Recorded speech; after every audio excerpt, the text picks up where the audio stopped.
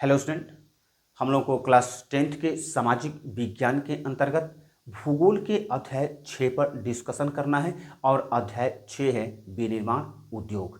तो इस लेसन पर डिस्कशन प्रारंभ करने से पहले हम लोग यह देखने की कोशिश करते हैं कि इसके अंतर्गत किस प्रकार के क्वेश्चन पूछने की संभावना होता है।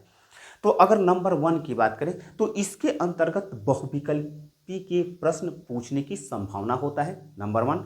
नंबर 2 की बात करें तो इससे मानचित्र का के रूप में भी एक क्वेश्चन कभी कभार पूछा गया है। तो उसको हम लोग जब खनिज तथा ऊर्जा संसाधन के अंतर्गत जो मानचित्र का कार्य पढ़ेंगे तो उसके अंतर्गत इसको हम लोग शामिल कर लेंगे। अगर हम तीसरे प्रकार के क्वेश्चन की बात करें तो तीसरे प्रकार का जो क्वेश्चन होता है वह होता है लॉन्ग क्वेश्चन या शॉर्ट क्वेश्चन। तो लॉन्ग क्वेश्चन या शॉर्ट क्वेश्चन के अंतर्गत इस लेसन से जो क्वेश्चन पूछता है वह 3 प्रकार के क्वेश्चन पूछता है। अगर हम नंबर 1 की बात करें तो नंबर 1 इससे पूछता है कि विनिर्माण उद्योग किसी देश के विकास में किस प्रकार से योगदान देता है, या अथवा के रूप में कह सकते हैं, या इसके जगह पर एक दूसरा क्वेश्चन पूछ देता है कि विनिर्माण उद्योग किसी राष्ट्र के विकास की रीढ़ है, स्पष्ट कीजिए। दोनों प्रश्न का उत्तर एक ही होगा, सेम होगा।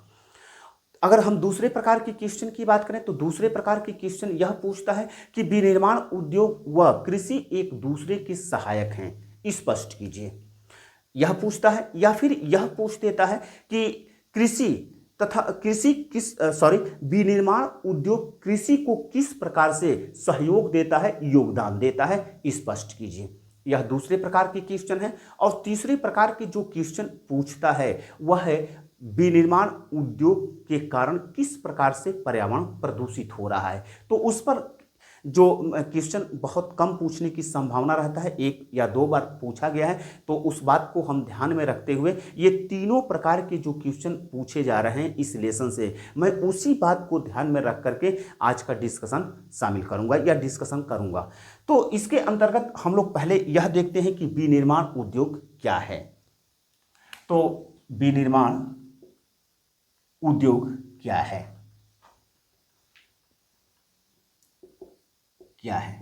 तो अब एक बात जान लीजिए कि हम लोग इतिहास के अंतर्गत औद्योगिकरण पढ़े हैं, उसी प्रकार से हम लोग क्या है अर्थशास्त्र के अंतर्गत भारतीय अर्थव्यवस्था के क्षेत्र को पढ़े हैं। उसके अंतर्गत हम लोग बहुराष्ट्रीय कंपनियों को पढ़े हैं या वैश्विकरण को पढ़े हैं। तो यहाँ पर जो विनिर्माण उद्योग को देखेंगे तो विनिर्माण उद्योग के अंतर्गत उस लेसन से कुछ सहयोग मिलता है, सहायता मिलता है। तो यहाँ पर किस प्रकार से सहयोग मिलता है, तो इतिहास के अंतर्गत जो हम लोग देख रहे थे कि औद्योगिकरण क्या है, तो औद्योगिकरण के अंतर्गत हम लोग देख रहे थे कि वहाँ पर औद्योगिकरण के अंतर्गत तकनीक का प्रयोग किया जाता है और तकनीक का प्रयोग करके कम लागत पर अत्यधिक वस्तुओं का उत्पादन करने की प्रक्रिया को ही औद्योगिकरण के नाम से जाना जाता है। यह औद्योगिकरण क्यों आया, तो मशीन आने के बाद, यानी तकनीक आने के बाद, यानी तकनीक का प्रयोग करके, मशीनों का प्रयोग करके कम समय में, कम लागत में अत्यधिक वस्तुओं की उत्पादन करने की प्रक्रिया को ही औद्योगिकरण के नाम से जानते हैं। अब प्रश्न यह उत्पन्न होता है कि तब विनिर्माण उद्योग क्या है। तो विनिर्माण उद्योग के अंतर्गत होता क्या है, तो इसको देखते हैं कि विनिर्माण उद्योग के अंतर्गत कच्चे पदार्थ को या कच्चे माल को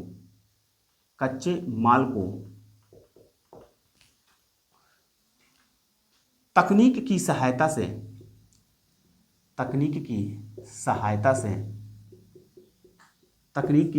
से मूल्यवान अत्यधिक वस्तुओं में उत्पादन किया जाता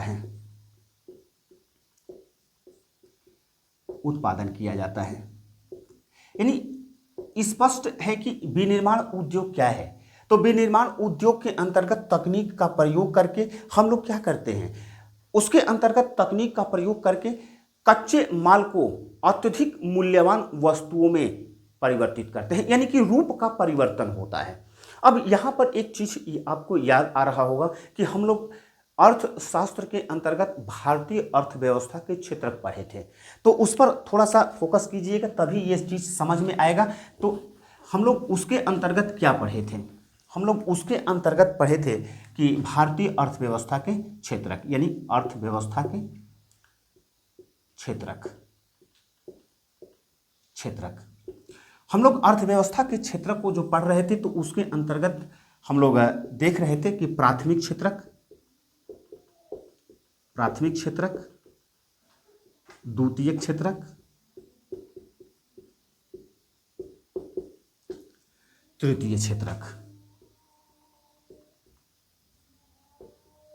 तृतीय क्षेत्रक। अब यहां पर आपको याद होगा, यहां से रिवीजन भी हो जाएगा।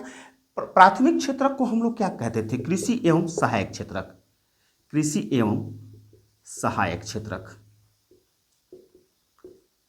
तो यहां से भारतीय अर्थव्यवस्था के क्षेत्र का रिवीजन भी हो जाएगा और विनिर्माण जो उद्योग है वह समझ में आ जाएगा, क्योंकि इसके माध्यम से मैं एक प्रश्न का उत्तर समझाना चाहता हूं। और वह कौन सा प्रश्न होगा कि विनिर्माण उद्योग तथा कृषि एक दूसरे के पूरक हैं, कैसे? स्पष्ट कीजिए। या फिर इसी क्वेश्चन को दूसरे प्रकार से पूछता है कि विनिर्माण उद्योग कृषि में किस प्रकार से योगदान दे रहा है, स्पष्ट कीजिए। इन दोनों क्वेश्चन के उत्तर समझाने के लिए ही मैं इसको उठाया हूं। तो यह जो प्राथमिक क्षेत्रक है उसको कृषि एवं सहायक क्षेत्रक के भी नाम से जाना जाता है। द्वितीय अगर क्षेत्रक की बात करें तो द्वितीय क्षेत्रक को विनिर्माण क्षेत्रक के भी नाम से जाना जाता है। और तृतीय क्षेत्रक को हम लोग किस नाम से जानते हैं? तो सेवा क्षेत्रक के भी नाम से जाना जाता है। अब यहां पर प्रश्न यह उत्पन्न होता है कि जो प्राथमिक क्षेत्रक है, तो प्राथमिक क्षेत्रक के अंतर्गत क्या आता है? तो कृषि, उसके बाद मत्स्य पालन,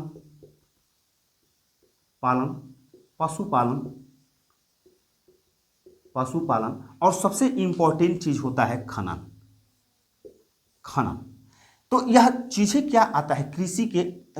प्राथमिक क्षेत्र के अंतर्गत आता है। तो यह विनिर्माण क्षेत्र क्या करता है? तो जब इंग्लैंड में 18वीं सदी में औद्योगिकरण हुआ, तो औद्योगिकरण के परिणाम स्वरूप क्या होने लगा? अत्यधिक वस्तुओं का कम समय में उत्पादन होने लगा, और उसी को हम लोग औद्योगिकरण के नाम से जानते हैं, अभी हमने बताया। तो इसके अंतर्गत जो प्राथमिक क्षेत्रक होता है, प्राथमिक क्षेत्रक से कच्चे माल को प्राप्त करके तकनीक की सहायता से वह क्या किया जाता है?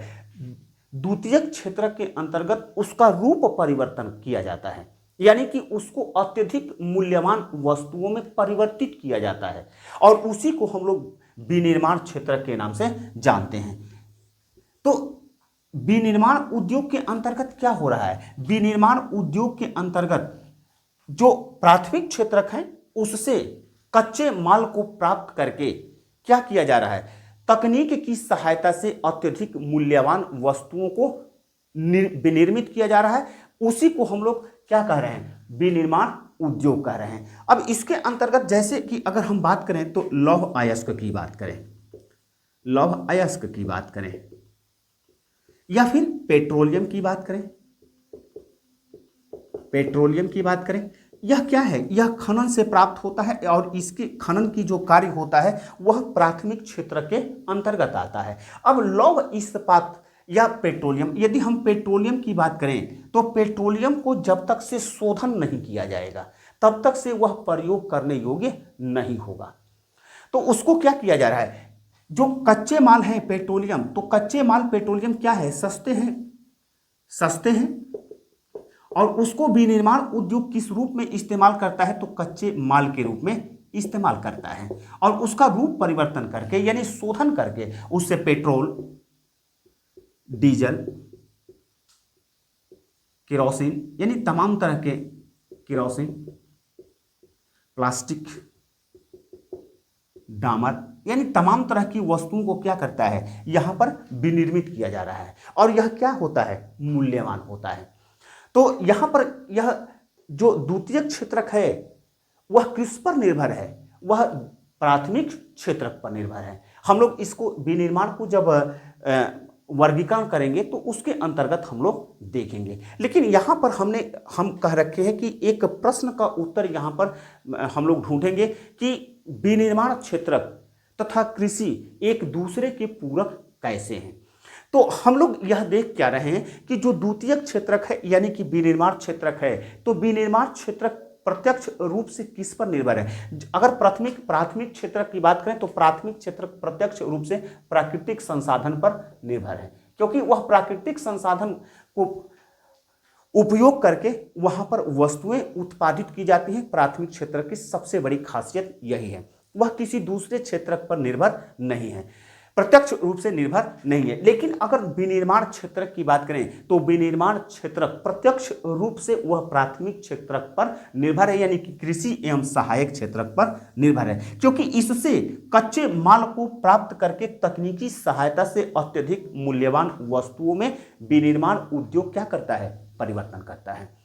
तो यहां पर यह एक चीज तो स्पष्ट है कि विनिर्माण उद्योग किस पर निर्भर है, तो कृषि पर निर्भर है, क्योंकि कृषि से जो कच्चा माल को प्राप्त करता है उसको मूल्यवान वस्तुओं में परिवर्तित करता है। लेकिन अब कृषि कैसे विनिर्माण उद्योग पर निर्भर है। हम जानते हैं कि प्राचीन काल से ही कृषि लोगों के जीविकोपार्जन का मुख्य साधन रहा है, और भारत की ही नहीं पूरे वर्ल्ड को में देखने को मिलता है कि पूरे वर्ल्ड के लोग प्राथमिक क्षेत्र के अंतर्गत यानी कि कृषि एवं सहायक कृषि को करते चले आ रहे हैं। और जो विनिर्माण क्षेत्रक है वह कृषि के लिए वह कच्चे माल की आपूर्ति करता है, कच्चे माल की आपूर्ति करता है। लेकिन प्रश्न यह उत्पन्न होता है कि विनिर्माण उद्योग किस प्रकार से कृषि क्षेत्र को सहायता दे रहा है। तो उस समय जीविकोपार्जन के लिए कृषि किया जाता था, यानी कि प्राचीन काल में जीविकोपार्जन के लिए कृषि किया जाता था। लेकिन जब जनसंख्या बढ़ने लगा तो जनसंख्या बढ़ने के साथ ही खाद्यान्न पदार्थों की मांग भी बढ़ने लगी, तमाम तरह की वस्तुओं को परिष्कृत करने की आवश्यकता महसूस की गई, यानी कि औद्योगिकरण हुआ। हम जानते हैं कि 18वीं सदी के अंतर्गत इंग्लैंड में जब औद्योगिकरण हुआ तो औद्योगिकरण के परिणाम स्वरूप जो वैश्वीकरण के कारण जो अंतर्राष्ट्रीय स्तर पर विश्व बाजार जब आया तो विश्व बाजार के लिए लोगों ने क्या करना प्रारंभ किया, राष्ट्रों ने क्या प्रारंभ किया, देशों ने क्या प्रारंभ किया, भारी मात्रा में उत्पादन करना प्रारंभ किया। और इस प्रकार से कृषि के अंतर्गत अत्यधिक उत्पादन की आवश्यकता महसूस की गई। तो अत्यधिक उत्पादन के लिए क्या चाहिए, अत्यधिक उत्पादन के लिए तकनीक चाहिए, और वह तकनीक किसके द्वारा उपलब्ध होता है, तो विनिर्माण क्षेत्र के द्वारा उपलब्ध होता है। कैसे उपलब्ध होता है, इसको एक उदाहरण से समझने का प्रयास कीजिएगा। जैसे अगर हम भारत की बात करें तो भारत में हम जानते हैं कि जब भारत आज़ाद हुआ तो आज़ाद भारत के समक्ष सबसे बड़ी चुनौती थी भूखमरी की समस्या, गरीबी की समस्या। उस समस्या के निदान करने के लिए क्या जरूरत था, तो अत्यधिक मात्रा में खाद्यान्न की आवश्यकता थी। और हम जानते हैं कि भारत खाद्यान्न के मामले में आत्मनिर्भर नहीं था। लेकिन भारत में क्या किया गया, भारत में एक योजना चलाया गया जिसको हरित क्रांति के नाम से जानते हैं। हम लोग इस पर चर्चा 9th क्लास में किया जाता है। MS स्वामीनाथन के नेतृत्व में हरित क्रांति लाया गया था। कब लाया गया था, तो 1960 और 70 के दशक में लाया गया था। लेकिन यह क्यों लाया गया था, यह कृषि क्षेत्र के अंतर्गत अत्यधिक उत्पादन करने के लिए लाया गया था। हम लोग जब कृषि को पढ़ रहे थे, इसी भूगोल के अंतर्गत जब हम लोग कृषि को पढ़ रहे थे तो हम लोगों ने क्या देखा, गहन कृषि देखा, वाणिज्यिक कृषि देखा। वहाँ गहन कृषि की बात किया जाए चाहे वाणिज्यिक कृषि की बात किया जाए, यह कब प्रारंभ किया गया, तो हरित क्रांति जब योजना लाई गई तो हरित क्रांति योजना के बाद देखा गया कि गहन कृषि किया गया, यानी कि उसी के साथ वाणिज्यिक कृषि किया जाने लगा। हम लोग इस पर डिस्कशन कर चुके हैं, इसीलिए हम उस पर ज़्यादा डिस्कशन करने की कोशिश नहीं करेंगे। तो हरित क्रांति, जरा सोचिए दिमाग से कि क्या हरित क्रांति सफल हो गया होता यदि विनिर्माण उद्योग उसको योगदान नहीं दिया होता। तो विनिर्माण उद्योग कैसे योगदान दिया, तो हरित क्रांति क्या है, अत्याधुनिक कृषि यंत्रों, सिंचाई के साधनों, कीटनाशकों, रासायनिक उर्वरकों, पीड़कनाशी या फिर उन्नत किस्म के बीजों को इस्तेमाल करके अत्यधिक मात्रा में उत्पादन करने को ही हम लोग हरित क्रांति के नाम से जानते हैं। अब यहां पर जो आधुनिक कृषि यंत्र हैं, आधुनिक कृषि यंत्र है, वह आधुनिक कृषि यंत्र कहां बनेंगे? तो विनिर्माण क्षेत्र के अंतर्गत बनेगा। सिंचाई के साधन की बात करें, सिंचाई के साधन की, अत्याधुनिक साधन की बात करें तो जैसे पंप सेट होते हैं, पंप सेट होता है, या प्लास्टिक पाइप होते हैं, या प्लास्टिक पाइप होता है, मोटर हो रहा है, मोटर है, या फिर उर्वरक है, रासायनिक उर्वरक है, कीटनाशी है, या खरपतवार नाशी है, खरपतवार नाशी है। यह कहां से आ रहा है? तो यह विनिर्माण क्षेत्र के अंतर्गत इसका उत्पादन हो रहा है, और जिसके द्वारा क्या हो रहा है? कृषि क्षेत्र के अंतर्गत अत्यधिक उत्पादन हो रहा है। क्योंकि हमने कहा ना कि आप जरा कल्पना कीजिए कि क्या हरित क्रांति सफल हो जाती यदि आधुनिक कृषि यंत्र नहीं होते, उर्वरक या रासायनिक उर्वरक नहीं होता, सिंचाई के आधुनिक साधन नहीं होते, या फिर कीटनाशी नहीं होते, या फिर खरपतवार नाशी नहीं होता, तो क्या हरित क्रांति सफल हो गया होता? नहीं हुआ होता। तो हम देख क्या रहे हैं कि विनिर्माण क्षेत्र क्या कर रहा है? कृषि क्षेत्र को योगदान दे रहा है, जिसके कारण कृषि में क्या हो रहा है? अत्यधिक उत्पादन हो रहा है, अत्यधिक विकास हो रहा है। तो हम कह सकते हैं, इस आधार पर हम कह सकते हैं कि विनिर्माण उद्योग तथा कृषि एक दूसरे के पूरक हैं, या हम कह सकते हैं कि विनिर्माण उद्योग कृषि में योगदान दे रहा है, जिसके कारण कृषि में अत्यधिक विकास देखा जा रहा है, और कृषि के अंतर्गत अत्यधिक मात्रा में उत्पादन करने की प्रवृत्ति देखी जा रही है। क्योंकि विनिर्माण क्षेत्र के कारण ही आज क्या हो रहा है? वाणिज्यिक कृषि हो रही है, गहन कृषि हो रहा है। तो यह कार्य कैसे हो रहा है? तो विनिर्माण उद्योग के कारण हो रहा है। तो मैं समझ रहा हूं कि इस प्रश्न का उत्तर समझ गए होंगे। अब इसको आगे बढ़ते हैं।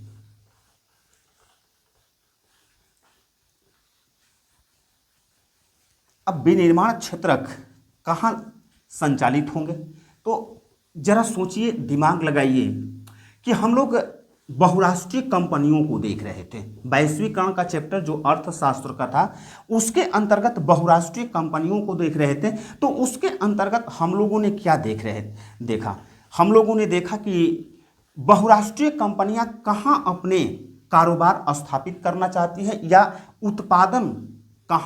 उत्पादन स्थल या विनिर्माण स्थल कहाँ पर लगाना चाहती हैं। तो उसके दौरान कुछ चीज़ें हम लोग देखे थे कि जो बहुराष्ट्रीय कंपनियां हैं उन क्षेत्रों को प्रेफर करती हैं जो कि उनके लिए लाभदायक हो, संपूर्ण रूप से कहे तो उनके लिए लाभदायक हो। अब लाभदायक कब होगा? लाभदायक तब होगा जब जैसे कच्चे माल आसानी से उपलब्ध हो। यानी यह क्या है? विनिर्माण उद्योग कहां पर स्थापित किए जाते हैं या किन क्षेत्रों में स्थापित किया जाता है। मैं उस प्रश्न का उत्तर दे रहा हूं क्योंकि वह दोनों ही प्रश्न क्या होंगे? सेम होंगे।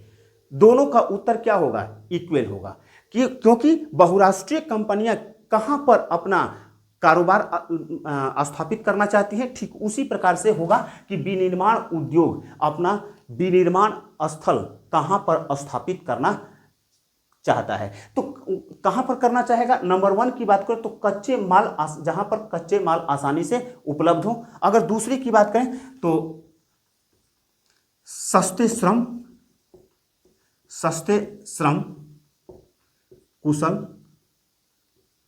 कुशल व अकुशल, यानी कि हम चलिए इस पर डिस्कशन करेंगे तो बात करेंगे। अगर हम तीसरे की बात करें तो बाजार से निकट हो, अगर चौथे की बात करें तो आधुनिक परिवहन के साधन हो, परिवहन के साधन हो। अगर छठवें की बात करें तो छठवां क्या है, पूंजी उपलब्ध हो। भाई पूंजी तो सबके लिए जरूरी है। अगर सातवें की बात करें तो सातवें के अंतर्गत 12 मासी पक्की सड़कें हों, 12 मासी पक्की पक्की पक्की सड़कें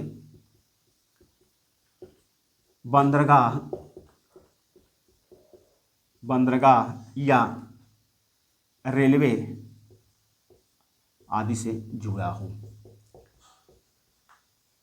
यानी विनिर्माण उद्योग कहां पर स्थापित किए जाते हैं, तो विनिर्माण उद्योग वहां पर स्थापित किए जाते हैं जहां पर कच्चे माल आसानी से उपलब्ध होता है। जैसे अगर इसके अंतर्गत जो मानचित्र का कार्य होता है, मैंने कहा ना कि मानचित्र का जो कार्य होता है वह कैसे इसको सॉल्व किया जाएगा, तो हम लोग खनिज संसाधन जो पढ़ रहे थे, तो खनिज तथा ऊर्जा संसाधन के अंतर्गत हम लोग देख रहे थे कि उड़ीसा और झारखंड पेटी लौह अयस्क के रूप में देख रहे थे। तो जमशेदपुर की बात करें तो जमशेदपुर को क्या कहा जाता है, जमशेदपुर को स्टील सिटी के नाम से जाना जाता है। और जमशेदपुर कहाँ है, झारखंड में है। अब वह झारखंड में क्यों है, क्योंकि जो झारखंड और उड़ीसा पेटी के अंतर्गत जो लौह अयस्क प्राप्त किया जाता है वह इस्पात कंपनी किस रूप में इस्तेमाल करती है, तो कच्चे माल के रूप में इस्तेमाल कर रही है। उसी प्रकार से भद्रावती जहां पर विश्वेश्वरैया इस्पात कारखाना उपलब्ध है, अवस्थित है, इसको मानचित्र के रूप में कई बार पूछ चुका है। तो यह कहां अवस्थित है, कर्नाटक में अवस्थित है। और हम लोग जब लौह अयस्क की पेटी को पढ़ रहे थे तो हम लोग कर्नाटक के अंतर्गत एक पेटी को देख रहे थे। यानी कहने का मतलब यह है कि विनिर्माण उद्योग वहीं पर स्थापित किए जाते हैं जहां पर उनको कच्चे माल आसानी से उपलब्ध होते हैं। तो अगर नंबर 2 की बात करें तो सस्ते श्रम। देखिए विनिर्माण के लिए सबसे जरूरी क्या है कि चाहे कुशल श्रमिकों की बात करें चाहे अकुशल श्रमिकों की बात करें, दोनों ही प्रकार की श्रमिकों की आवश्यकता होती है। और कोई भी विनिर्माण कम लागत में अत्यधिक मात्रा में उत्पादन करने की कोशिश करता है। तो यहां पर होगा क्या, यानी कम लागत कब होगा, जब उसको सस्ते दर पर क्या हो, श्रमिक उपलब्ध हो, तभी क्या होगा, लागत कम होगा। तो ये कंपनियां यानी कि विनिर्माण उद्योग कहां पर स्थापित किए जाते हैं, तो मैक्सिमम टाइम यह कोशिश किया जाता है कि उस स्थान पर स्थापित किया जाए जहां पर कुशल तथा अकुशल श्रमिक सस्ते दर पर उपलब्ध हों। अगर हम तीसरे की बात करें तो बाजार से निकटता। तो देखिए विनिर्माण उद्योग संपूर्ण रूप से बाजार पर निर्भर है, क्योंकि विनिर्माण के अंतर्गत जो परिष्कृत मूल्यवान वस्तुएं उत्पादित की जाती हैं वह बिना बाजार का कोई मतलब उसका है नहीं। तो बाजार से निकट रहने से फायदा क्या होगा कि बाजार में उत्पादित वस्तुओं को तुरंत बाजार में पहुंचाया जा सकता है। चाहे अंतर्राष्ट्रीय बाजार की बात करें, क्योंकि हम जानते हैं कि वैश्वीकरण के कारण क्या हो रहा है, पूरा विश्व एक अंतर्राष्ट्रीय बाजार के रूप में उभर गया है। तो इस स्थिति के अंतर्गत विनिर्माण उद्योग यह कोशिश करता है, चाहे वह घरेलू बाजार हो चाहे वह अंतर्राष्ट्रीय बाजार हो, हम उसके क्या हो, निकटता से जुड़े हुए हों, या निकटता से जब नहीं जुड़े हों तो किस इस प्रकार के परिवहन के आधुनिक साधन उपलब्ध हों जिसके द्वारा वह घरेलू बाजार की बात करें चाहे अंतर्राष्ट्रीय बाजार की बात करें, वह दोनों ही बाजारों में जा सके। अगर हम तीसरे की बात करें तो यह कोशिश किया जाता है कि जो सड़कें हों वह पक्की सड़कों से जुड़ा हुआ हो, यह भी कोशिश किया जाता है कि वह बंदरगाह से जुड़े हुए, जैसे कर्नाटक में जो लौह अयस्क की पेटी पाई जाती है वहां से जो खनन किया जाता है वह करदम रूप में कहां से निर्यात किया जाता है, तो वह मंगलुरु बंदरगाह से। अब यहां पर जो लौह अयस्क है वह मंगलुरु बंदरगाह से क्या हो जाता है, वह निर्यात कर दिया जाता है। अब यह सुविधा कैसे मिल रहा है, यह सुविधा इस रूप में मिल रहा है कि यहां पर बंदरगाह अवस्थित है। इसी प्रकार से रेलवे लाइन हो तो सो मच सो गुड। उसी प्रकार से अगर वायु मार्ग से जुड़ा हुआ है तब और भी अच्छा है। और विनिर्माण उद्योग वहीं पर स्थापित किए जाते हैं जहां पर इस प्रकार की परिस्थितियां होती हैं, पूंजी भी वहां पर आसानी से उपलब्ध होता है। यद्यपि इसके अंतर्गत वातावरण भी महत्वपूर्ण होता है। यदि 8वें की बात करें तो वातावरण भी महत्वपूर्ण होता है। किस रूप में महत्वपूर्ण होता है तो देखेंगे कि जो जितने भी जैसे सूती मिल कारखाने हैं, सूती वस्त्र मिल कारखाने हैं, वह प्रारंभिक रूप से आज तो भारत में सर्वत्र दिखाई देते हैं क्योंकि 1940 के करीब में सूती वस्त्र कारखाने स्थापित हो चुके हैं। तो अगर हम बात करें तो प्रारंभ में सूती वस्त्र उत्पादन कारखाने कहाँ लगाए गए थे तो गुजरात और महाराष्ट्र में लगाए गए थे। क्यों लगाए गए थे? नंबर 1 कि वहाँ पर कपास उपलब्ध था, आसानी से उपलब्ध, कच्चे माल को इस्तेमाल करता था, इसीलिए कताई बुनाई का कार्य आसानी से हो सकता था। तो कच्चे माल यानी कपास उपलब्ध था। लेकिन सबसे महत्वपूर्ण चीज़ क्या थी तो सबसे महत्वपूर्ण चीज़ थी वहाँ का क्लाइमेट, क्योंकि वहाँ का क्लाइमेट क्या है, नमी लेकर के चलता है और वस्त्र उद्योग के लिए उसी प्रकार के वातावरण की आवश्यकता होती है। अन्य चीज़ें भी मौजूद है क्योंकि वहाँ पर गुजरात क्या है, सबसे ज़्यादा समुद्री क्षेत्र वाला राज्य है। और चाहे कंडला बंदरगाह की बात करें, चाहे खंभात की खाड़ी की बात करें, चाहे मुंबई बंदरगाह की बात करें, और यह बंदरगाह के माध्यम से जुड़े हुए थे। और हम जानते हैं कि प्राचीन काल से लेकर के आज तक भारत सूती वस्त्रों का बेहतर उत्पादन करता है और अंतर्राष्ट्रीय बाजार को मांग को पूरा भी करता है। तो अब वहाँ पर क्या हो गया, आसान हो गया। लेकिन वहाँ पर एक चीज़ थी कि वातावरण वहाँ पर किस प्रकार के थे तो वहाँ पर वस्त्र उद्योग के लिए परफेक्ट वातावरण था। तो हम कह सकते हैं कि विनिर्माण उद्योग वहीं पर स्थापित किए जाते हैं जहां पर कच्चे माल उपलब्ध आसानी से उपलब्ध हो, सस्ते श्रम, चाहे कुशल श्रमिकों की बात करें चाहे अकुशल श्रमिकों की बात करें, सस्ते रूप में उपलब्ध हो, बाजार से वह निकट हो, आधुनिक परिवहन के साधन हो, पूंजी उपलब्ध हो तथा बंदरगाह से जुड़ा हुआ हो, रेलवे से जुड़ा हुआ हो, वायुयान से जुड़ा हुआ है तथा उस उद्योग के लिए उस प्रकार के वहाँ पर वातावरण हो, वहाँ पर उस प्रकार के पर्यावरण हो। अब हम लोग यह देखते हैं कि विनिर्माण उद्योग को कैसे वर्गीकृत किया गया है। देखिए, संपूर्ण तैयारी करने के लिए यह आवश्यक है कि कुछ नहीं करना है। वहाँ पर अगर बहुराष्ट्रीय कंपनियां किन स्थानों पर अपना उद्योग स्थापित करना चाहती हैं, चाहे वो क्वेश्चन पूछे, चाहे ये क्वेश्चन पूछे कि विनिर्माण उद्योग कैसे स्थान पर अवस्थित होते हैं, यानी किस प्रकार के स्थानों में लगाए जाते हैं, तो वह दोनों क्वेश्चन का आंसर सेम होगा।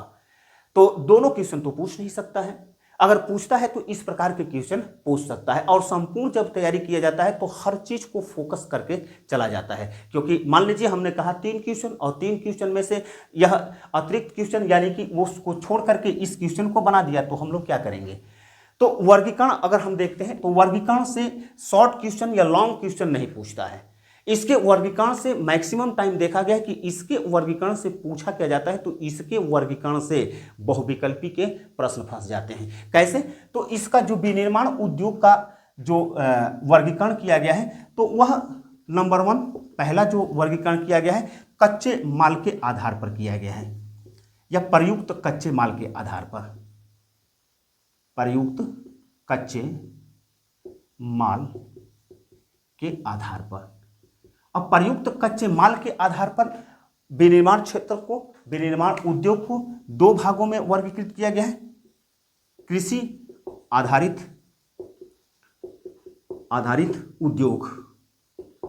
उद्योग। अगर हम दूसरे की बात करें तो खनन या खनिज आधारित उद्योग। अब यहां पर देखिए स्पष्ट है कि जो हम लोग अभी क्षेत्र के अंतर्गत देख रहे थे, क्षेत्र के अंतर्गत हम लोगों ने क्या देखा कि कृषि भी आता है, यानी कि उसके अंतर्गत कृषि भी आता है, मत्स्य आता है, पशुपालन आता है, रेशम पालन आता है, कुक्कुट पालन आता है। यह जो चीजें होती हैं वह प्राथमिक क्षेत्र के अंतर्गत आता है। द्वितीय क्षेत्र प्राथमिक क्षेत्र के अंतर्गत ही क्या आता है, खनिज आता है। और यह जो कच्चे माल जो प्रयुक्त कर रहा है वह कृषि से आ रहा है या खनिज से आ रहा है। तो इस पर बहुविकल्पी के क्वेश्चन पूछा जा सकता है, क्योंकि कौन सा कृषि आधारित उद्योग है या कौन सा खनिज आधारित उद्योग है। तो अब स्पष्ट हो गया कि कृषि आधारित उद्योग कौन से होंगे। जैसे वस्त्र उद्योग की बात करें, कताई उद्योग की बात करें, कताई उद्योग की बात करें, रेशम उद्योग की बात करें, पटसन उद्योग की बात करें, रबर उद्योग की बात करें, यह तमाम तरह के जो उद्योग होंगे यह उदाहरण मात्र हैं। तमाम तरह के उद्योग होंगे वह किस पर आधारित हैं, तो वह कृषि पर आधारित है, या क्योंकि इसके अंतर्गत खनिज संसाधन का प्रयोग नहीं किया जा रहा है। अब जिसमें खनिज संसाधन का प्रयोग किया जाएगा वह क्या होगा, खनिज आधारित उद्योग होगा। जैसे लौह अयस्क को इस्तेमाल करने वाला लौह तथा इस्पात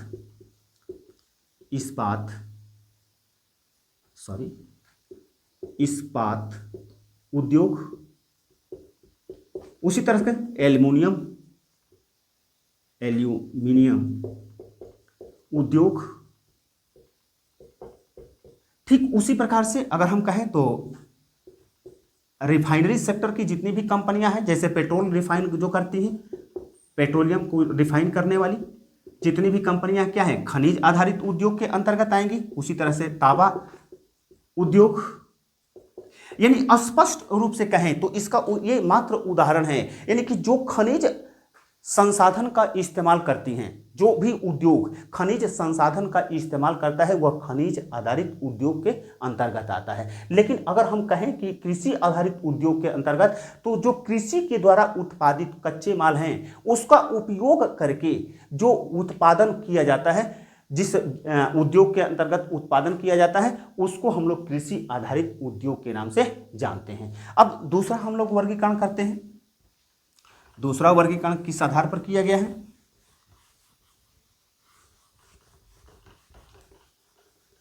तो दूसरा वर्गीकरण किया गया है प्रमुख भूमिका के आधार पर। जो दूसरा वर्गीकरण किया गया है प्रमुख भूमिका के आधार पर। अब इसके आधार पर दो भागों में बांटा गया है। ये वर्गीकरण का दूसरा आधार है, दो भागों में बांटा गया है। नंबर 1 आधारभूत उद्योग। इससे भी बहुविकल्पी के भी क्वेश्चन बनता है कि निम्न में से कौन आधारभूत उद्योग के अंतर्गत आता है। तो इस बात को ध्यान रखिएगा, आधारभूत उद्योग। और नंबर 2 की बात करें तो उपभोक्ता उद्योग।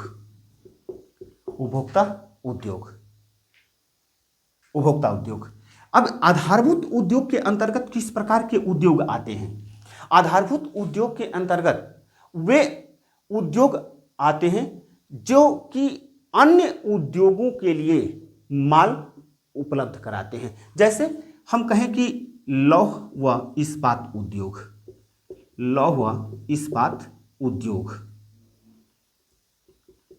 उद्योग, चाहे एल्युमिनियम उद्योग, अभी हमने जो उदाहरण उठाया था एल्युमिनियम उद्योग, चाहे तांबा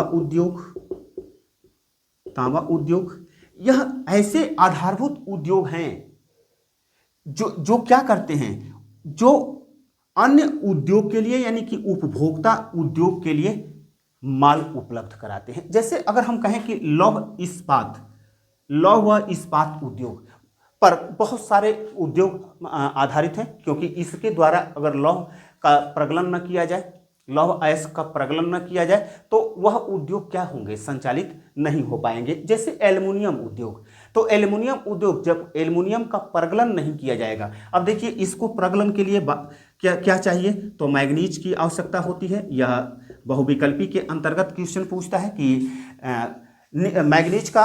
मैग्नीज अयस्क का उपयोग कौन सा उद्योग करता है? तो लौह व इस्पात उद्योग मैग्नीज खनिज का इस्तेमाल करता है, प्रगलन के लिए इस्तेमाल करता है। ठीक उसी प्रकार से बक्साइट बक्साइट बक्साइट क्या करता है? एल्युमिनियम उद्योग किस पर आधारित है? तो बक्साइट पर आधारित है। उसी प्रकार से सीमेंट उद्योग, अब सीमेंट उद्योग किस पर आधारित है? तो चूना पत्थर पर आधारित है, चूना पत्थर पर आधारित है। ध्यान दीजिएगा कि यहां से बहुविकल्पी के क्वेश्चन बनते हैं। यह क्या होते हैं? आधारभूत उद्योग होते हैं। जैसे तांबा उद्योग की बात करें तो अब तांबा उद्योग नहीं होता तो जितने भी इलेक्ट्रॉनिक उद्योग हैं, इलेक्ट्रॉनिक उद्योग संचालित नहीं हो पाते, क्योंकि तांबा के बिना कैसे हो सकता है। और हम जानते हैं कि जैसे इस इलेक्ट्रॉनिक सिटी किसको कहा जाता है? तो बेंगलोर को इलेक्ट्रॉनिक सिटी कहा जाता है, इलेक्ट्रॉनिक सिटी कहा जाता है। किसको? बेंगलोर को, बेंगलोर को। इससे भी क्वेश्चन पूछ चुका है, इस बात को ध्यान रखिएगा। तो जो इलेक्ट्रॉनिक्स कंपनियां हैं वह किस पर आधारित हैं? तांबा उद्योग पर आधारित है, इसीलिए यह क्या है? आधारभूत उद्योग के अंतर्गत आते हैं। लेकिन वे उद्योग जो प्रत्यक्ष रूप से उपभोक्ता के लिए वस्तुओं का उत्पादन करते हैं, ऐसे उद्योग को हम लोग उपभोक्ता उद्योग के अंतर्गत रखते हैं। अब इसके अतिरिक्त अन्य जो इसके अंतर्गत ध्यान रखिएगा कि बहुविकल्पी के प्रश्न यहाँ से मैक्सिमम टाइम बनते हैं, चाहे किताब के अंतर्गत जो अभ्यास के प्रश्न दिए गए हैं उसमें भी देखेंगे तो इससे क्वेश्चन बनाया हुआ है। अगर हम तीसरे की बात करें तो स्वामित्व के आधार पर, स्वामित्व के आधार पर। अब स्वामित्व के आधार पर क्या होते हैं? स्वामित्व के आधार पर कंपनियां या तो सार्वजनिक होगी या फिर निजी होगी या फिर संयुक्त उपक्रम, संयुक्त उद्योग या उपक्रम, और चौथा होगा सहकारी उद्योग। अब यहां पर देखिए सार्वजनिक क्षेत्र कौन सी विनिर्माण उद्योग कौन सा सार्वजनिक माना जाएगा? जिसका नियंत्रण एवं प्रबंधन किसके हाथ में हो? सरकार के हाथ में हो, वह क्या हो जाएगी? सार्वजनिक सेक्टर की कंपनियां होती हैं। अगर हम कहें कि निजी क्षेत्र, तो जिसका नियंत्रण व प्रबंधन किसके हाथ में हो? किसी एकल व्यक्ति के हाथ में हो, एकल व्यक्ति या निजी व्यक्ति के हाथ में हो, निजी व्यक्ति के हाथ में हो तो वह क्या होता है? वह निजी स्वामित्व वाला उद्योग कहा जाता है। ठीक उसी प्रकार से संयुक्त उद्योग के अंतर्गत क्या होता है कि सरकार तथा निजी व्यक्ति दोनों के संयुक्त उपक्रम होते हैं, या एक देश और तथा दूसरे देश का संयुक्त उपक्रम होता है। जैसे अगर मारुति की बात करें, अब मारुति के अंतर्गत भारत की मारुति कंपनी तथा जापान की सुजुकी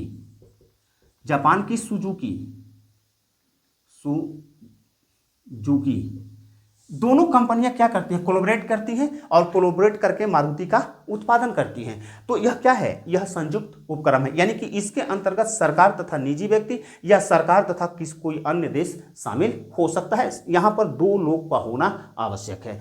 अब यहां पर देखिए सहकारी, यह इंपॉर्टेंट है क्योंकि यह उन लोगों के द्वारा स्थापित किया जाता है जो कच्चे माल का उत्पादन करते हैं। और मैक्सिमम टाइम इस प्रकार के उद्योग कहां देखने को मिलेगा? तो केरल तथा महाराष्ट्र में देखने को मिलेगा, केरल तथा महाराष्ट्र में देखने को मिलेगा।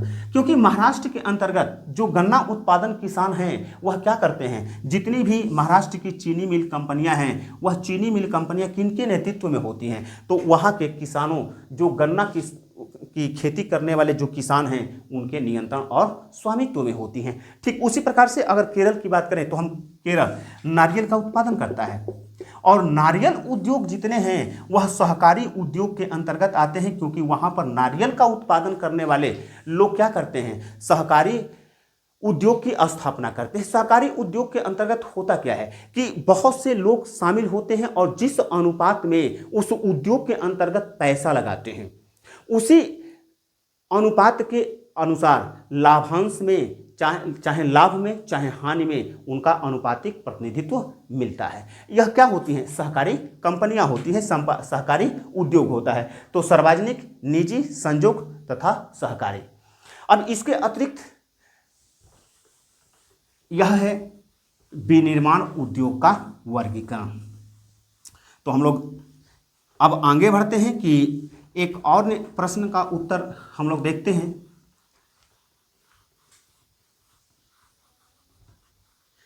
कि विनिर्माण उद्योग का सकल घरेलू उत्पाद में, इसी से हम दूसरे जो प्रश्न पूछ रहा है कि विनिर्माण उद्योग किसी राष्ट्र के विकास के लिए रीढ़ है, स्पष्ट कीजिए, या फिर विनिर्माण उद्योग किसी देश के विकास में किस प्रकार से योगदान देता है, उसकी व्याख्या कीजिए। दोनों प्रश्नों का उत्तर यहीं से हम देने का प्रयास करेंगे।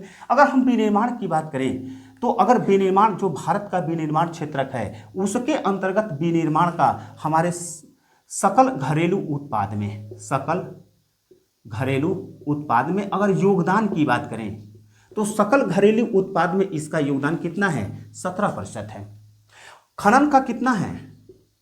खनन का 10% है। तो इस प्रकार से अगर कहें तो हमारे अभी भी भारत में विनिर्माण उद्योग का उस प्रकार से विकास नहीं हो पाया है जिस प्रकार से यूरोपीय देशों में हुआ है, क्योंकि यूरोपीय देशों में देखने को मिलता है कि वहां पर जो विनिर्माण उद्योग हैं उनका सकल घरेलू उत्पाद में अगर योगदान की बात करें, सकल घरेलू उत्पाद में अगर योगदान की बात करें तो उनका योगदान 25 से 35% है, 25 से 35% है। लेकिन भारत में अभी विनिर्माण उद्योग उतना विकसित अवस्था में नहीं है। लेकिन विनिर्माण उद्योग किसी भी देश के लिए क्या होते हैं? रीढ़ होते हैं। वह विकास का पैमाना होता है। क्यों? क्योंकि विनिर्माण उद्योग के द्वारा ही देश विकसित तथा विकासशील देशों के अंतर्गत आ जाते हैं। यह क्या करता है? यह तमाम तरह के संसाधनों को उपलब्ध कराने का काम करता है, जिससे देश क्या होते हैं, कोई भी राष्ट्र क्या होता है, प्रगति के पथ पर अग्रसर होता है। कैसे होता है इसकी हम लोग बात करते हैं कि यह क्या क्या कार्य करता है, यानी कि विनिर्माण क्षेत्र किस प्रकार से राष्ट्र के विकास में अपना योगदान देता है। तो राष्ट्र के विकास में योगदान, नंबर 1, कृषि को आधुनिकीकरण करता है।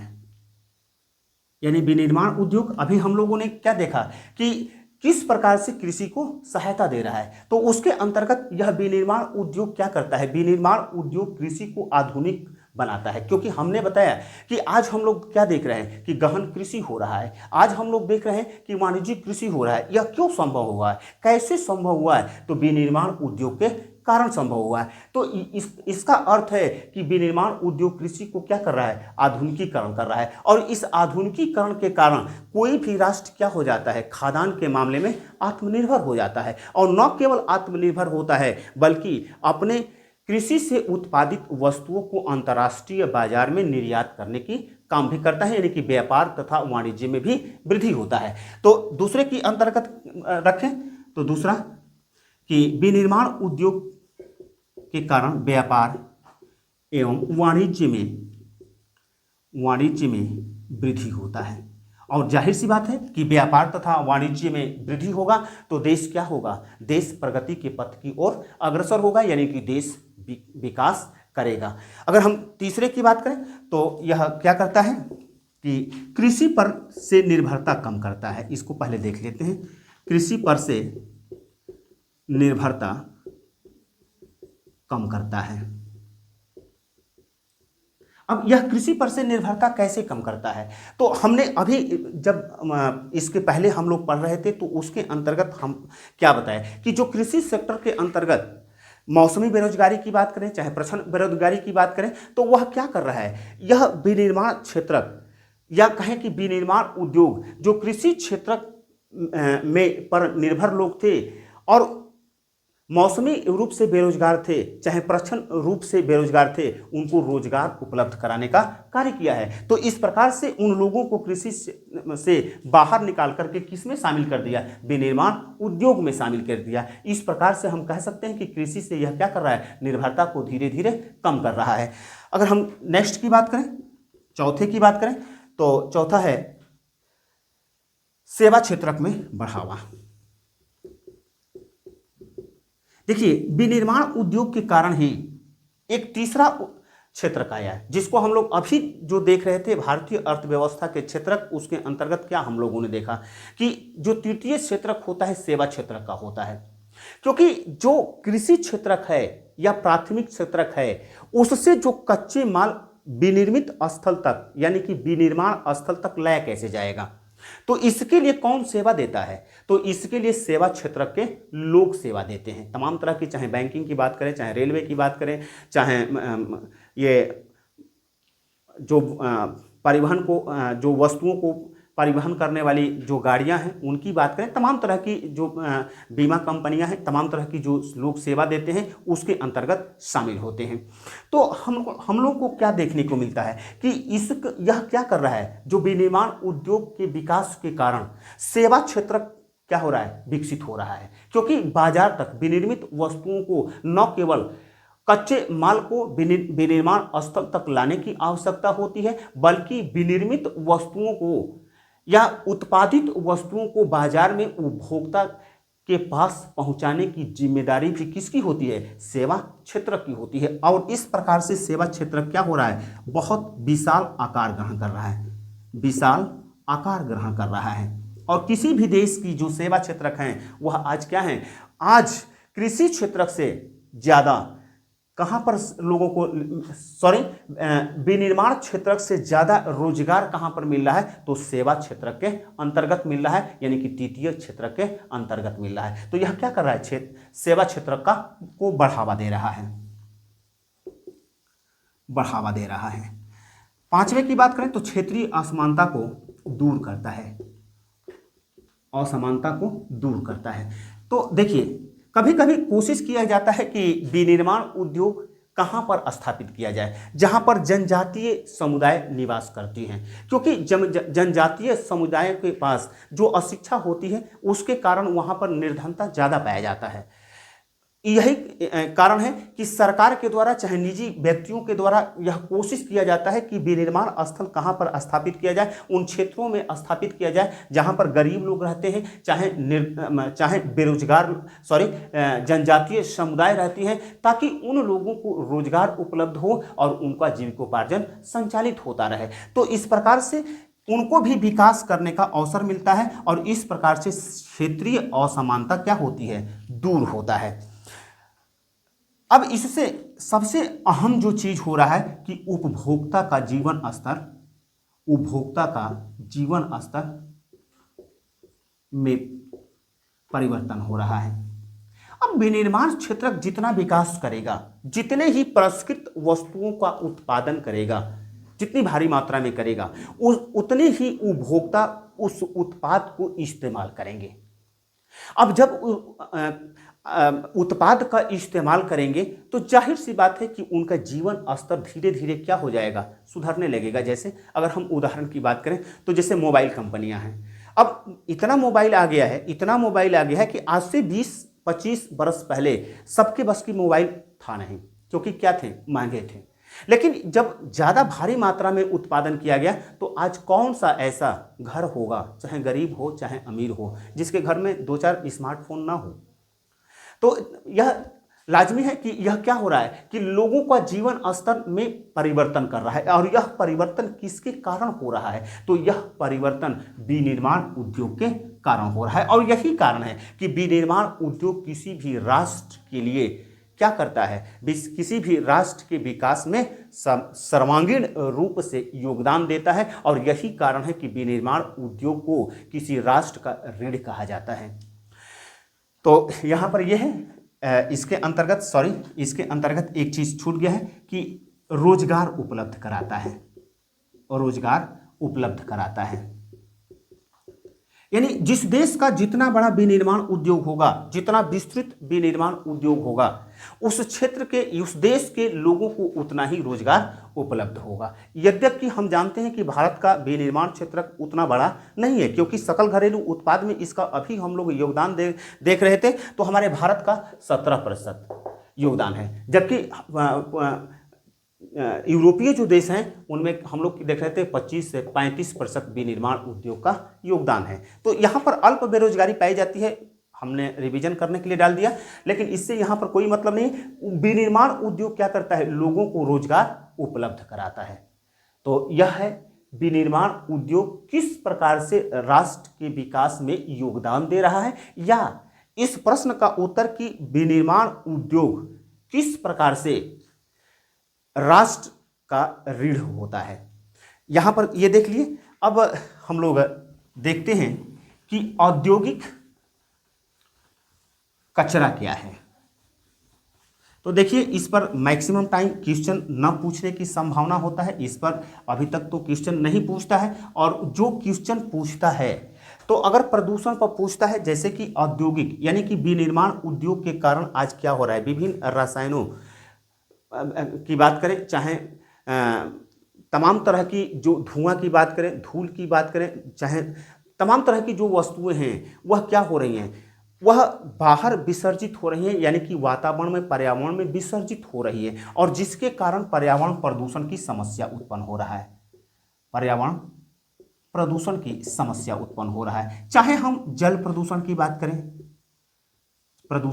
करें, चाहे वायु प्रदूषण की बात करें, वायु प्रदूषण की बात करें, चाहे हम तापीय प्रदूषण की बात करें, चाहे चौथे हैं, यही 4 दिया हुआ है, तो चाहे हम ध्वनि प्रदूषण की बात करें, तो औद्योगिक कचरा के कारण जो वातावरण में छोड़ा जा रहा है, चाहे धुआं की बात करें, चाहे विभिन्न रसायनों की बात करें। अगर रसायन की बात करें तो भोपाल गैस ट्रेजेडी आपको पता होगा, भोपाल गैस ट्रेजेडी या त्रासदी उसको कहते हैं, त्रासदी। चूंकि इसका किताब में चर्चा किया है इसलिए हम भी चर्चा कर रहे हैं कि यह कब हुआ था, तो 1884 में हुआ था। कहाँ हुआ था, तो भोपाल मध्य प्रदेश में हुआ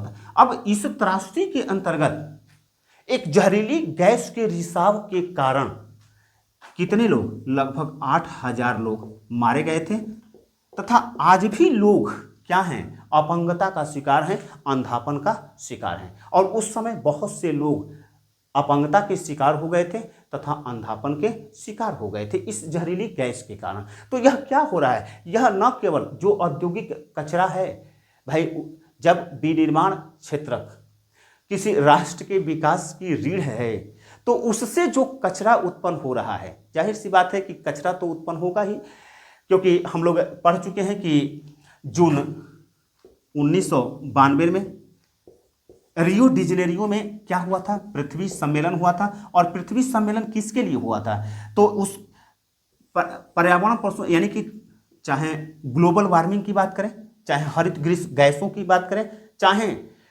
ओजोन परत क्षरण की बात करें, इस प्रकार की जो पर्यावरणीय या जलवायु परिवर्तन की बात करें, इस प्रकार की जो पर्यावरणीय समस्या हैं, उस पर्यावरणीय समस्या के समाधान करने के लिए ही यह आयोजित किया गया था। यानी कहने का अर्थ है कि चाहे तमाम तरह की गैसों की बात करें, चाहे रासायनिक पदार्थों की बात करें, जैसे कि कृषि क्षेत्र के अंतर्गत तमाम तरह के आज कीटनाशकों का इस्तेमाल हो रहा है, तमाम तरह के खरपतवार नाशी का इस्तेमाल हो रहा है, तमाम तरह के रासायनिक उर्वरक का इस्तेमाल हो रहा है, जैसे मृदा के संरचना प्रभावित हो रही है, यानी मृदा के अंतर्गत उर्वरक क्षमता नष्ट हो रही है, समाप्त हो रही है, जिसके कारण क्या हो रहा है, मृदा प्रदूषण हो रहा है। जल, वही जो उर्वरक खादें हैं, उर्वरक चीज़ें हैं, वह क्या हो जाती हैं, वह जब जल में मिल जाती हैं तो जल क्या हो जाता है, जल प्रदूषित हो जाता है। तो यह और विनिर्माण क्षेत्र के कारण इस प्रकार के प्रदूषण देखने को मिल रहा है। अगर तापीय प्रदूषण की बात करें तो तापीय प्रदूषण यानी कि बहुत से ऐसे कारखाने हैं, विनिर्माण हैं जैसे सूती वस्त्र उद्योग की बात करें, रंगाई उद्योग की बात करें, चमड़ा उद्योग की बात करें, ये लोग क्या करते हैं, भारी मात्रा में जल का प्रयोग करते हैं और गर्म जल को क्या करते हैं, पानी में छोड़ देते हैं। अब इसके कारण तापीय प्रदूषण उत्पन्न होता है और तापीय प्रदूषण के कारण तमाम तरह के जो जलीय जीव हैं उनका जीवन प्रभावित होता है, वे प्रजनन नहीं करते हैं, जिसके चलते उनके जीवन के समक्ष संकट उत्पन्न हो जाता है और उनकी प्रजातियां ही क्या होने लगती हैं, समाप्त होने लगती हैं। तो इस प्रकार की प्रदूषण की समस्या किससे आ रहा है, विनिर्माण उद्योग के कारण आ रहा है। यद्यपि मैं इस पर विशेष रूप से चर्चा ज़्यादा नहीं कर रहा हूं, क्योंकि हम जानते हैं कि आप लोग निबंध के लिए या साइंस के अंतर्गत किसी के अंतर्गत जरूर प्रदूषण को पढ़े होंगे, जल प्रदूषण को पढ़े होंगे, वायु प्रदूषण को पढ़े होंगे, तापीय प्रदूषण, ध्वनि प्रदूषण की बात करें तो तमाम तरह की जो कंपनियां हैं वह क्या कर रही हैं, वह उनके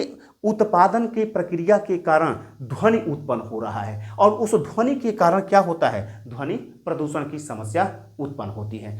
तो यह है विनिर्माण क्षेत्र। अब इसके अंतर्गत हम लोगों को क्या देखना है, तो इसके अंतर्गत कुछ बहुविकल्पी के लिए या मानचित्र के लिए कार्य देखना है। तो इसको भी देख लेते हैं हम लोग कि इसके अंतर्गत जो बहुविकल्पी के लिए तो जो प्रश्न शामिल हमने किया था उसको शामिल कर ही लिए हैं। इसके अंतर्गत अन्य कोई चीज़ छूटता नहीं है, लेकिन फिर भी मानचित्र के अंतर्गत जो 5 चीज़ें हैं इससे पूछने की संभावना रहता है। जैसे इससे बहुविकल्पी के भी प्रश्न पूछने की संभावना रहता है, जैसे Tata iron and steel company, Tata iron and steel company यह कहाँ अवस्थित है, तो जमशेदपुर, टाटा झारखंड में है, जमशेदपुर, और राज्य क्या कौन सा है, झारखंड। बहुविकल्पी के लिए ये देखिएगा, तथा इसके अंतर्गत यह भी देख लीजिएगा कि यह कभी कभी मानचित्र के अंतर्गत भी पूछ दिया जाता है। जमशेदपुर को किस सिटी के नाम से अभी हमने बताया, तो स्टील सिटी के नाम से जाना जाता है, स्टील सिटी के नाम से जाना जाता है। अगर हम दूसरे की बात करें तो बोकारो इस्पात उद्योग, बोकारो इस्पात उद्योग, इस्पात उद्योग कहाँ अवस्थित है, बोकारो, और यह भी किस राज्य में अवस्थित है, तो झारखंड में है। दूसरे की बात करें राउरकेला, इस पर क्वेश्चन बहुविकल्पी के अंतर्गत पूछ चुका है, इस बात को ध्यान दीजिएगा। राउरकेला इस्पात इस्पात कारखाना लिमिटेड, यह कहाँ है, तो यह राउरकेला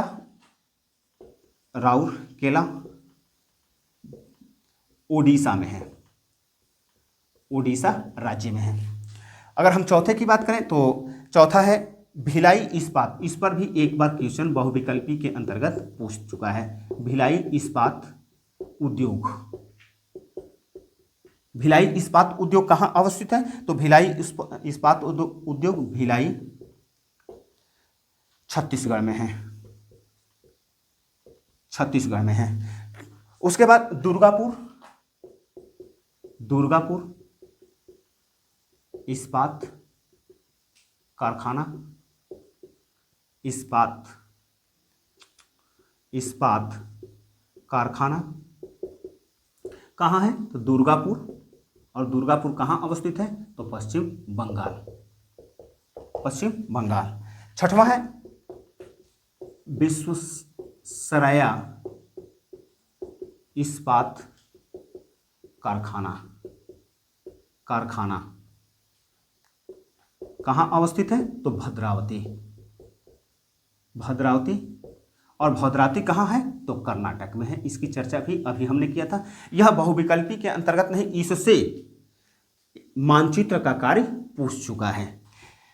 दुर्गापुर से तो नहीं पूछा है, लेकिन भिलाई से भी पूछ चुका है और राउरकेला से भी पूछ चुका है, और Tata iron and steel company Jamshedpur से यह पूछ देता है कि स्टील सिटी किसको कहा जाता है, तो जमशेदपुर को कहा जाता है। तो यह बहुविकल्पी तथा मानचित्र दोनों के लिए है। और आप यदि यह स्टेट जानते हैं तो नो डाउट मैं आपको मानचित्र के अंतर्गत लोकेशन करना सिखा दूंगा, नहीं तो आप लोकेट नहीं कर पाएंगे। सीधी बात है, किस तरह से लोकेट करेंगे, क्योंकि अगर आपको यहाँ झारखंड पता है कि Tata and iron steel company कहाँ है, तो जमशेदपुर में है, तो झारखंड में है। उसी प्रकार से राउरकेला जो इस्पात उद्योग है, तो यहां पर पूछ देता है कि ओडिशा का कोई लौह इस्पात उद्योग को चिन्ह से अंकित कीजिए, चिन्ह से अंकित कीजिए। उसी तरह से भिलाईपुर या विश्वेश्वरैया इस्पात, भद्रावती को तो डायरेक्ट एक बार पूछा है, पिछले साल पूछा है कि भद्रावती को इस चिन्ह से, भद्रावती लौह इस्पात उद्योग को इस चिन्ह से दर्शाइए। तो यह बहुविकल्पी तथा मानचित्र दोनों के लिए है।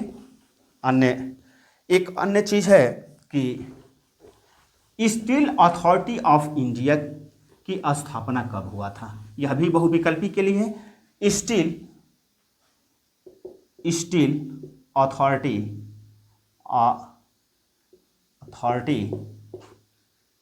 ऑफ इंडिया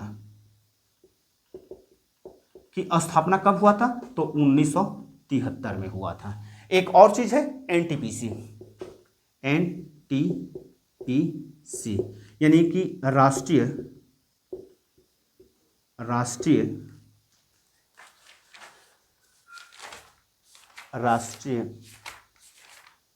ताप विद्युत गृह, ताप विद्युत गृह।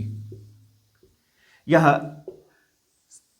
ताप ऊर्जा का उत्पादन यानी कि तापीय ऊर्जा को विद्युत ऊर्जा में परिवर्तन करने वाली कंपनी है। अगर इसकी स्थापना की बात किया जाए तो इसकी स्थापना 1975 ईस्वी में किया गया था। इसका मुख्यालय कहाँ है, तो नई दिल्ली में है, नई दिल्ली में है। इस प्रकार से इसके अंतर्गत जो बहुविकल्पी के लगभग सारे क्वेश्चन को, एक और क्वेश्चन इससे पूछता है कि उत्तर का मानचेस्टर, ये तो हम लोग सूती वस्त्र जब पढ़ रहे थे तो इतिहास के अंतर्गत इसको जानते हैं। उत्तर का मानचेस्टर किसको कहा जाता है, तो कानपुर को कहा जाता है, कानपुर को कहा जाता है। ध्यान रखिए, जो भी मानचित्र का कार्य हो रहा है इसके अंतर्गत, तो आप लोग एक चीज गेस कीजिएगा कि जो खनिज तथा ऊर्जा संसाधन के अंतर्गत हम लोग लौह अयस्क की पेटी देख रहे थे, और सारे, चाहे झारखंड की बात करें, चाहे उड़ीसा की बात करें, चाहे छत्तीसगढ़ की बात करें, चाहे भद्रावती यानी कि महाराष्ट्र की बात करें, ये चारों कहाँ से आ रहे हैं, तो जो लौह अयस्क की जो पेटियां पाई जाती हैं उन्हीं क्षेत्रों में क्या हैं, स्थापित हैं। तो इसी के साथ यह लेसन समाप्त होता है। इस लेसन के साथ हम कोशिश करेंगे कि आप लोगों को, यद्यपि इसके अंतर्गत एक और चीज देख लीजिए कि कपड़ा उद्योग, सूती वस्त्र उद्योग की बात करें तो हमने अभी बताया कि सूती वस्त्र उद्योग कहाँ स्थापित किए जाते हैं, लेकिन हम यहाँ पर देख लेते हैं कि सूती वस्त्र का योगदान अगर हम बात करें तो सूती वस्त्र का विनिर्माण क्षेत्र में योगदान 14% है। लेकिन अगर सकल घरेलू उत्पाद में यदि बात करें तो सकल घरेलू उत्पाद में इसका योगदान केवल 4% है। हम जानते हैं कि प्राचीन काल से ही भारत सूती वस्त्र का उत्पादन करता चला आ रहा है, और न केवल अपने देश के लिए उत्पादन करता है बल्कि अंतर्राष्ट्रीय बाजार को भी सप्लाई करता है। लेकिन अगर हम बात करें तो जब यूरोपियन कंपनियां भारत को अपना गुलाम बना ली तो भारत में सूती वस्त्र उद्योग का काफ़ी नुकसान हुआ। लेकिन जब औद्योगिकरण के बाद 18वीं सदी के बाद जब भारत में भी तकनीक आधारित जो मशीनें हैं, चाहे कताई के लिए तकुआ का जो इस्तेमाल होता है, चाहे बुनाई के लिए कारखाने की बात होती है, तो उसका विकास जब भारत में हुआ तो इसका भी विकास काफ़ी तीव्र गति से हुआ। अगर हम बात करें तो आज भारत की यदि बात करें तो न केवल यह इंग्लैंड को बल्कि अफ्रीकी देशों, पूर्वी यूरोप के देशों या फिर कहें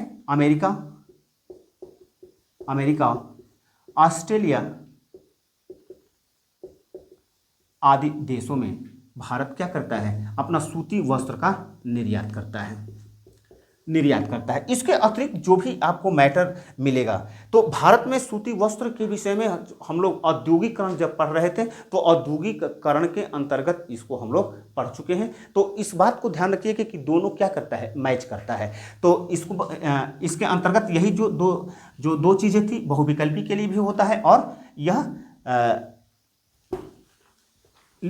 शॉर्ट लॉन्ग क्वेश्चन के लिए भी यह हो गया। उसी प्रकार से अगर पटसन उद्योग की बात करें तो पटसन उद्योग में भारत का कौन सा स्थान है? तो प्रथम स्थान है।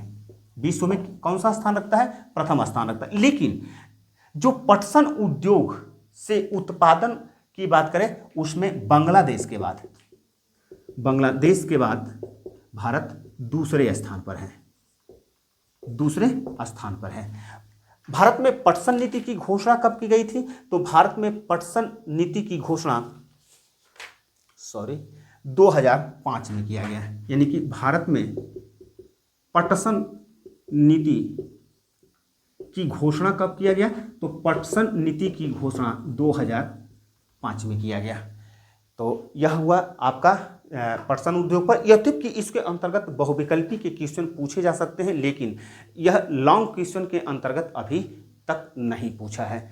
तो पटसन के विषय में पूछता है तो थोड़ा बहुत लिख सकते हैं। लौह अयस्क के विषय में भी पूछता है तो अब तमाम तरह की हम लोग खनिज संसाधन के अंतर्गत, पेटियों के अंतर्गत, खनिज के अंतर्गत इस बात को देखे हैं, तो उससे भी थोड़ा सा क्वेश्चन को हम लोग शामिल कर सकते हैं। तो इसी के साथ यह लेसन समाप्त होता है और इसी के साथ हम आपको नोट्स दे देंगे। Thank you.